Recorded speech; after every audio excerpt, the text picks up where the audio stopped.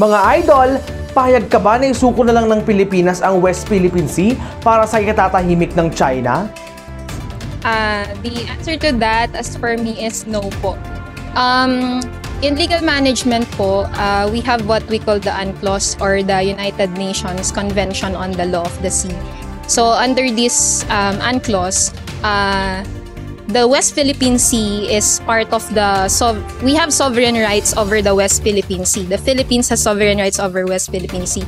So it only means na we have the right to use the resources that are found within the West Philippine Sea. So that means puro Pilipino lang po ang pwedeng gumamit ng mga resources. When we say resources, ito po yung mga fisheries and other natural resources that we can found within the West Philippine Sea. So in that case, being part of our exclusive economic zone, dapat po is it should be, the resources should be solely enjoyed by the Filipino people and not of other nations.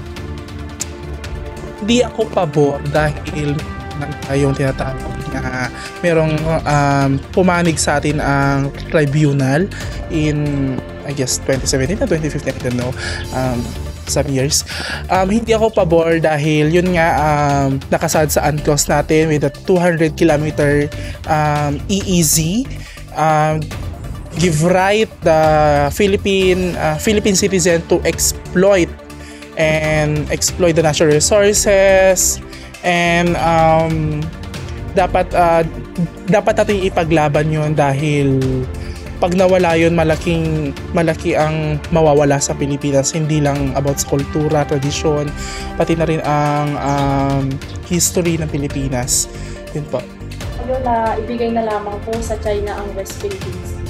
Ay hindi ma'am, kasi doon tayo, sa atin yung ma'am, yung Sina yun ma'am, kaya ipaglalaban po natin para maangkin po natin yun, kasi talaga yun naman ang pinagkukunan ng maraming kayamanan sa ating bansa po.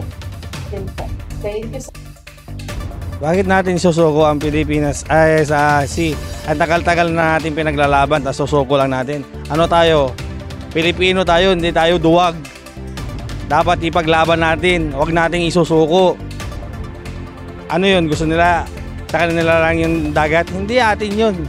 Sa Pilipinas yun, hindi sa kanila. Number one po, nandyan po yung mga Pilipinong nabubuhay dyan sa pinag-agawang teritoryo.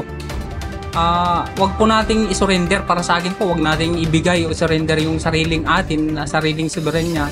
Total na nanalo naman po tayo sa hearing about dyan. Sana naman po gumalaw po ang gobyerno natin. Ipakita natin na lalaban tayo. Di man tayo lalaban sa baril, o kundi ipakita natin na sa atin talaga yung teritoryong ito.